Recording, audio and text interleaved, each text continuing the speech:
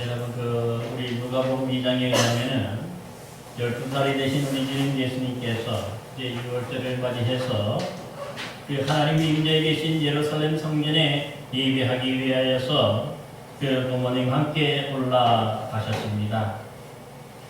그리하여서 이 예배를 마치고 다시 모두가 집으로 내려갈 때에 그 예수님께서는 계속하여 예루살렘 성전, 즉 하나님 아버지의 집을 떠나지 아니하고 거기에 머물러 계셨으나 그 내려가는 부모님들은 이를 알지 못하고 동행 중에 있거니 하고 생각하고 하루길을 간 후에야 예수님이 보이지 않자 그 친척 중에서 찾게 됩니다.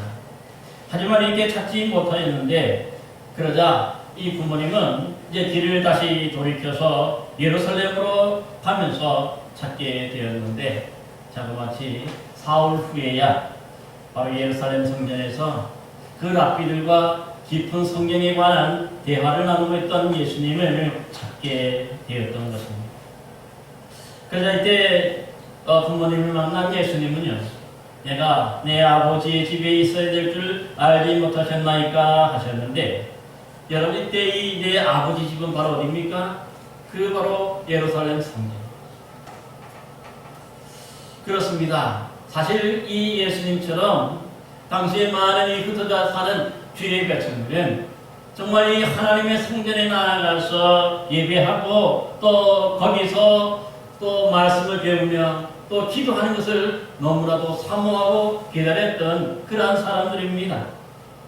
여러분, 그러게 이 유대인들은요, 아무리 멀리 있더라도 1년에 3번은 적어도 이 6월절, 7.7절, 이 또 장막절에는 이 하나님의 임재에 계시는 이 예루살렘 성전에 올라가서 예배하기를 원하고 또 거기서 말씀을 배우고 기도하기를 원했던 것을 볼 수가 있는 것이죠.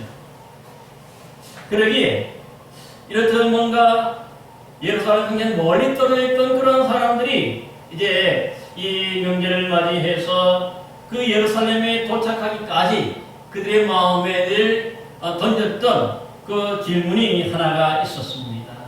바로 그 질문이 무엇일까요? 그 질문이 바로 오늘 우리 본문에서 읽은 바로 시편 15편의 말씀인 것을 볼 수 있습니다. 여러분 1절 말씀을 보시기 바랍니다. 여호와여, 주의 장막에 머무를 자 누구오며 주의 성산에 사는 자 누구오리까? 이 말씀. 여기서 주의 장막이나 이 주의 성산이라는 말 자체는 하나님께서 임재해 계시는 그 예루살렘 성전을 뜻하므로 바로 여기 가서 그만큼 뭡니까? 예배하고 기도하기를 바라는 그러한 마음이 담겨져 있는 것을 볼 수가 있습니다. 그러게 여기서 또한 이 주의 장막에 머무를 자와 주의 성산에 사는 자라고 하는 것 자체도 그 각지에 흩어져 살던 주의 백성들이 이제 예루살렘 성전에 올라가서 거기서 머무르며 하나님께 예배하고 하나님께 기도하는 그러한 사람들을 뜻하는 것을 볼 수가 있어요.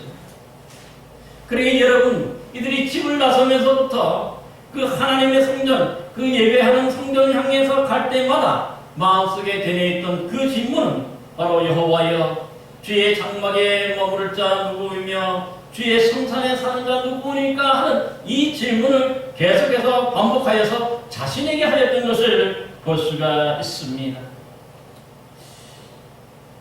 여러분, 사실 이런 질문을 하는 이유는 뭘까요? 그 모든 사람들이 다 이 예루살렘 성전에 들어가서 예배하면 되는데 그 예배하기 직전에 하나님께 나아가면서 왜 이런 질문을 스스로가 던졌을까? 이 질문에는 사실 하나님 앞에서 예배하는 자들은 그저 아무나 자기가 원한다고 그 예배를 드릴 수 있는 것이 아니라 바로 하나님께 예배 드릴 수 있는 사람들이 따로 있다는 것을 전제로 깔고 있는 것을 볼 수가 있습니다. 여러분 잘 아시는 대로 하나님께 예배하고 또 하나님을 경배한다는 것 자체가 그 살아계신 하나님을 만나서 그분에게 최고의 존귀를 올려드리고 또 영광을 돌림으로 그분을 기쁘게 하는 것이 바로 예배입니다. 그러기에 여러분 구약 성경에서 보면은요, 뭔가 죄와 허물이나 뭔가 잘못된 그런 모습, 이런 더러운 모습으로 하나님께 결코 나아갈 수가 없지. 하나님을 만날래나 만날 수가 없는 거예요. 그러기에 우리가 구약 성경에서 계속 가르쳐주는 것은 뭐냐면 하나님께 나아가기 위해서는 우리의 모든 죄와 허물을 다 깨끗하게 씻고 용서받아야 된다는 것을 분명하게 말씀하는 것을 볼 수가 있어요.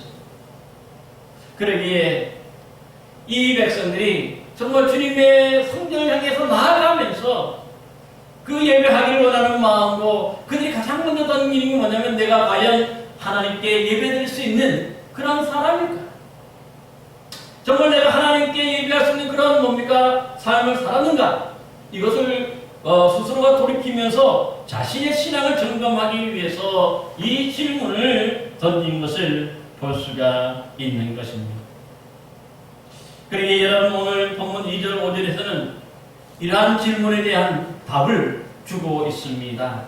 보면은 정직하게 행하며 또 공의를 실천하며 그의 마음의 진실을 말하며 그의 혀로 남을 허물하지 아니하고 그의 이웃에게 악을 행하지 아니하며 그의 이웃을 비방하지 아니하며 그의 눈은 망령된 자를 멸시하며 여호와를 두려워하는 자를 존대하며 그들의 마음에 소원한 것은 해로울지라도 변하지 아니하며 이자를 받으려고 돈을 구워주지 아니하며 뇌물을 받고 무지한 자를 행하지 아니하는 자니 이러한 일을 행하는 자는 영원히 흔들리지 아니하리이다 하고 있습니다. 무슨 뜻입니까?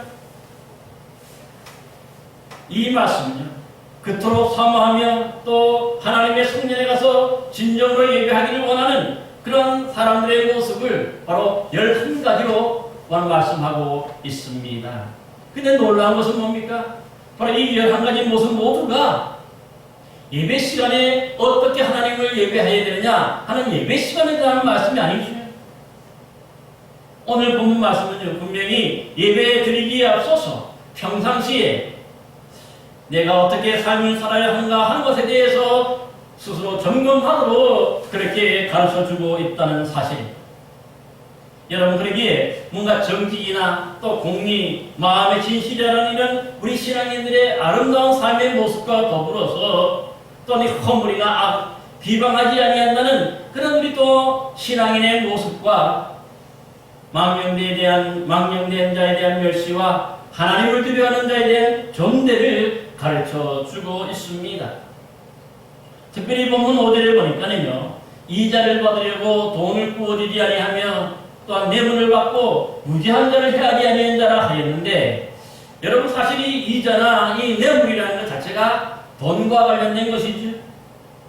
그러기에 뭔가 이 이자나 뇌물은요, 자신만의 유익을 위해서 이웃에게 하나님이 주신 그 돈을 부정적으로 사용하는 것을 뜻하는 것을 볼 수 있습니다. 여러분 사실 이 구약 성경 여러 곳에서도 보면요, 가난한 자에게 돈을 빌려주고 이자를 받는 것을 금지하고 있습니다. 특별히 이 출애굽기 22장 25절에는 분명하게 그렇게 가난한 자들에게 돈을 빌려주고 이자를 받지 말라고 말씀하고 있어요. 여러분 왜 그럴까요? 사실 이런 뭔가 이웃이 경제적으로 어려움을 당하고 있는 것은요, 우리 신앙인들이 그를 돕고 섬길 수 있는 기회이지 자신의 재산을 뭔가 증식하려고 하는 그런 기회로 삼아서는 안 된다는 것을 말씀하고 있기 때문입니다. 그러기에 뭔가 이 가난한 자들에게 돈을 빌려주고 고리의 이자를 받아 챙기려는 것 자체가 뭔가 이 상대방의 경제적 어려움을 이용하여서 다른 사람의 눈에서 피눈물을 나게 하는 아주 악하고 나쁜 행위로 그렇게 인식하고 있었던 것을 볼 수가 있습니다. 여러분 그러기에요, 이 11가지 모습 전체가 보면 사실은 이런 뭔가 나쁘고 악한 그런 삶을 사는 모습과는 정반대의 모습 아닙니까? 진짜 하나님의 백성답게 그 일주일간을 살았는지 그것을 바로 돌이키고 또 점검하는 것을 볼 수가 있는 것이죠. 여러분 그에게 지난 일주일간의 삶을 살면서 뭔가 이런 악한 모습으로 살면서 잘못된 모습으로 살면서 그저 하나님께 드리는 예물만 가장 비싸고 좋은 것으로 준비하여 하나님께 드린다면 여러분 하나님이 그 예물을 받으실 수 있겠습니까? 사실 하나님은요, 뭔가 이 주일날만, 뭔가 하나님 앞에 나오는 그날만 하나님께 예배하고 하나님께 좋은 것을 준비하고 하나님께 뭔가 예배하기를 바란다는 것은요, 사실 뭡니까? 썬데이 크리스천이라 그러죠, 우리가. 주일날만 신앙인. 나머지 6일을 살아갈 때 보면 신앙인의 모습은 전혀 찾아볼 수 없는 그러한 모습이라면요, 하나님께서 그 모습을, 그 예배를 받으실 수 없다는 뜻인 것을 볼 수가 있습니다. 여러분, 그래서 이 구약성경 창세기 4장에도 보면은요, 하나님께서 창조하신 이 첫사람 아담과 하와가 아들을 낳게 되었는데 바로 누굽니까? 그 장남인 가인과 동생 아벨을 낳게 되었습니다. 여러분, 이 장남 가인은 장성하여서 농사 짓는 사람이 되고 그의 동생 아벨은 장성하여서 양을 치는 사람이 되었다고 합니다. 어느 날 그래서 이 장성한 이 가인과 아벨은요, 하나님께 그 제사를 드리는데 가인은 땅의 소산으로 제물을 삼아 하나님께 드리고 동생 아벨은 양의 첫 새끼와 또 그 기름으로 하나님께 드렸다고 하였습니다. 그런데 놀라운 일이 뭡니까? 하나님께서는요, 이 가인의 제사와 그 예물을 받지 않으시고 그 동생 아벨의 제사와 아벨과 그 제사 드리는 것을 받으셨다, 그렇게 말씀하고 있습니다. 여러분, 그러자 이것 때문에 이 그만이 형 가인이 너무 시기하는 마음, 분노하는 마음이 차서 동생 아벨을 돌로 죽이는 그런 불행한 사건도 일어나는 것을 볼 수가 있습니다. 여러분, 우리가 여기서 한 가지 생각해 볼 수 있는 것은요, 왜 하나님은요, 동생 아벨이 드린 그런 제사만 받으시고 형 가인이 드린 그런 제사는 받지 않으셨을까 하는 것입니다. 어떤 사람들은 말하기를 형 가인이 드린 농산물과 동생 아벨이 드린 이 양의 첫 새끼와 기름은요, 이 제물의 문제라고 그렇게 생각하기도 하는데 결코 그렇지는 않은 것을 볼 수 있습니다. 왜냐하면은 사실 하나님께 우리가 예물로 드릴 때에 아벨이 드린 그런 양만, 그 첫 새끼만 하나님이 받으시고 그 기름만 받으시는 것은 아니지. 이 하나님께 드리는 제사에 대해서 자세하게 기록하고 있는 레위기에 보면요, 이 가인이 드린 농산물, 이 농산물로도 얼마든지 드릴 수 있는 그런 제사가 있었죠. 그게 바로 뭡니까? 바로 소제라는 것이죠.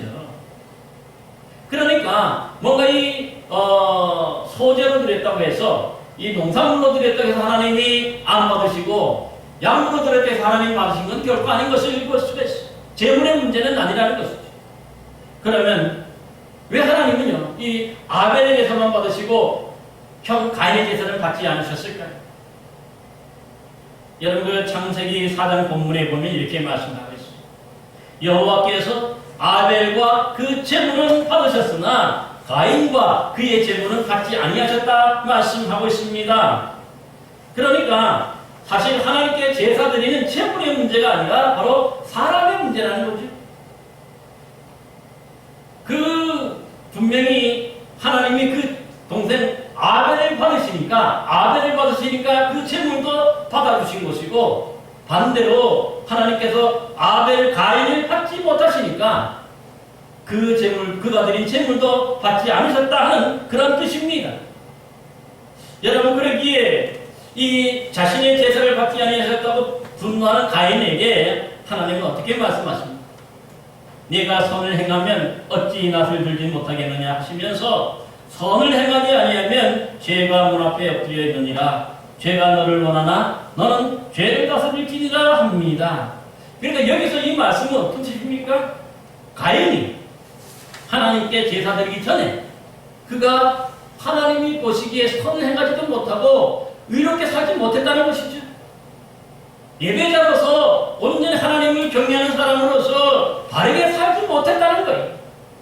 그러니까 그의 삶이 이 예배 시간에만 드린 게 아니라 하나님은 그가 평상시에 하나님께 얼마나 정말 뭔가 바르게 살았는가, 이것을 보고 계시는 거지.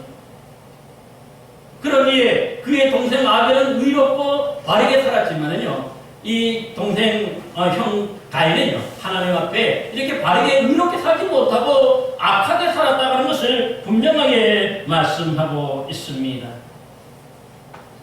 그러기에 이런 악하게 살았던 그런 사람들이 주일에 예배 시간이 되었다고 해서 그 좋은 재물을 가지고 그래서 하나님은요, 그것을 받지 않으신다는 그런 뜻이죠. 여러분, 이러한 사실은요, 사실 요한일서 3장 12절에서도 말씀하고 있는데, 가인과 같이 하지 말라. 그는 악한 자에게 속하여 그 아우를 죽였으니 어떤 이유로 죽였느냐? 자신의 행위는 악하고 그의 행위는, 아우의 행위는 의로움이라고 분명하게 말씀합니다. 그러니까 사도 요한이 이 바로 요한 서신을 기록했는데, 그가 볼 때에도 당시의 모든 사람들도 바로 이 가인, 평상시에 하나님 앞에서 바르게 살지 못하고 악하게 살았다는 거예요. 하지만 그의 동생 아벨은 평상시에도 보면은 그런 선하고 또 하나님이 보시기에 합당한 그런 믿음의 삶을 살았다는 것을 그들은 이해하고 있었던 것이죠. 그러기에 이렇듯 뭔가 평상시에도 하나님 앞에 온전히 드릴만 하니까 그가 재물을 드릴 때 하나님이 그 사랑과 그 재물도 받을 수 있는 것이지요.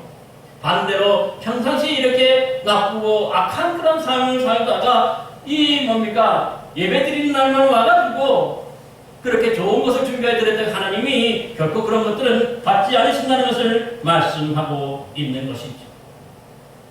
여러분, 마태복음 5장에 보면은 우리 주님 예수님께서 말씀하시기를요, 그러므로 예물을 제단에 드리려다가 거기서 내 형제에게 원망들을 만난 일이 있는 것이 생각나거든 예물을 제단 앞에 두고 가서 먼저 가서 형제와 화목하고 그 후에 와서 예물을 드리라고 말씀하셨습니다.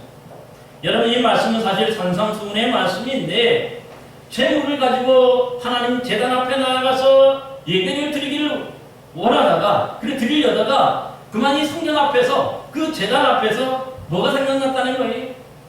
지난 삶 중에서 자신이 잘못한 것이 생각나는 거죠. 뭔가 형제에게 원망들을 만난 일이 생각났다는 것입니다. 마치 오늘 본문 1절 말씀처럼 이 주의 성산에, 주의 장막에 머물 자 누구이며 주의 성산에 사는 자 누구인가 스스로 질문해 보니까 자신이 누군가에게 그 잘못한 것이 생각났기 때문에 어떻게 하라는 것입니까? 먼저 그 값비싸게 준비한 이 재물을 하나님께 드리라는 겁니까? 그 후에 가서 용서를 구하고 화해를 하라는 것이 아니죠. 먼저 재물을 두고, 예물을 두고 먼저 가서 형제와 화목하라는 거예요. 그 사람에게 용서를 구하고 그래서 화목하라는 것입니다. 그 다음에 와서 이 준비한 예물을 드리라는 것을 말씀하고 있는 것이죠.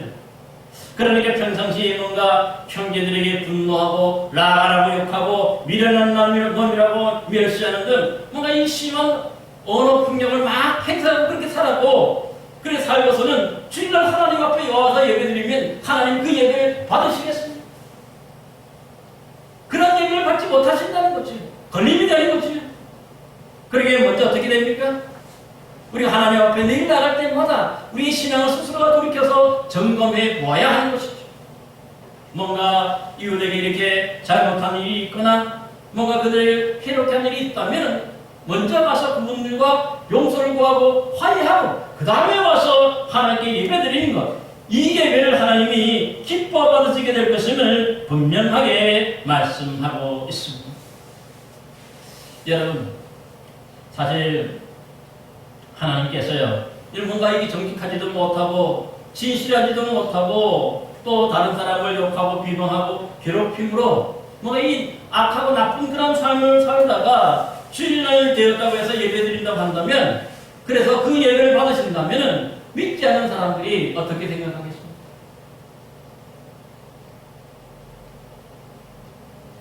여러분, 그들이 하나님을 하나님으로 인정할 수가 없잖아요. 어떻게 저런 사람들이 드리는 예배로 하나님을 받으시냐? 그것은 참신이 아니라고 생각할 수 있는 거죠.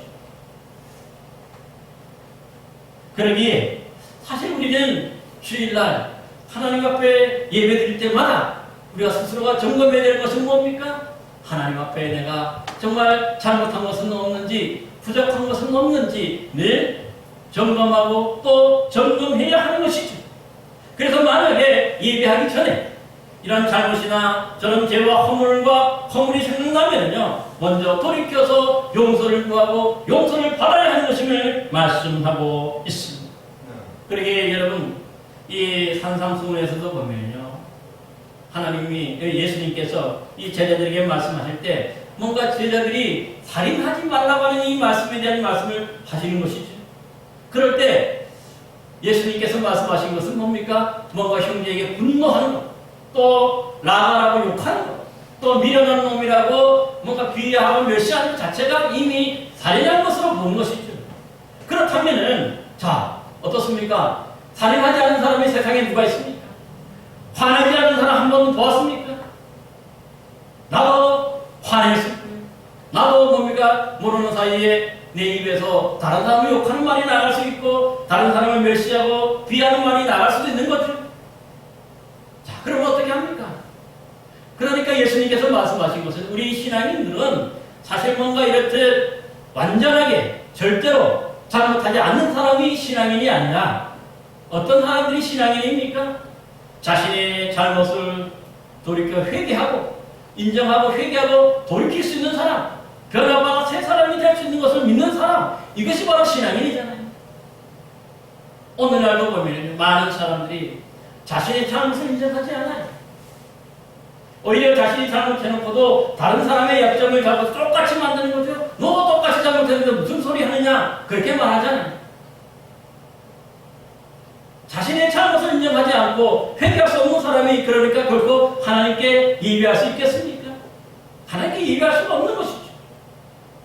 그러므로 진짜 이 산상수훈을 통해서 주님이 우리에게 말씀하시는 것은 우리도 다 잘못할 수 있어요. 실수할 수 있어요. 그러심에도 불구하고 뭡니까? 그것이 지적받았을 때 스스로가 돌이켜서 회개할 줄 알고 용서를 구할 줄 알고 잘못을 인정하고 그래서 회개할 줄 아는 사람이 신앙인 것이죠. 그래야 용서받을 수가 있는 것이죠.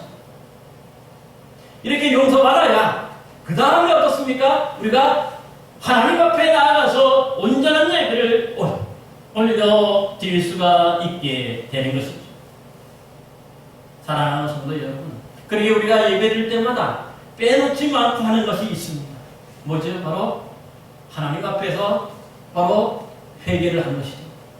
지난 일주일간의 삶을 되돌아보면서 하나님 앞에 잘못한 것들 그래서 회개하는 거예요. 잘못을 구하고 인정하고 내가 잘못했으니까 잘못을 인정하고 그 다음에 돌이켜서 그러지 자신의 그런 삶을 살지 않겠습니까? 않겠습니다. 용서를 구하는 것. 그게 바로 우리 신앙인이잖아요.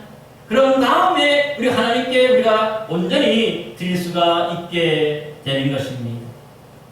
사랑하는 성도 여러분, 오늘 많은 신앙인들 보면요, 진정 이 먹고 살기 위해서 극심한 경쟁사에 속에서 참으로 힘들고 어려운 삶을 살아가고 있습니다.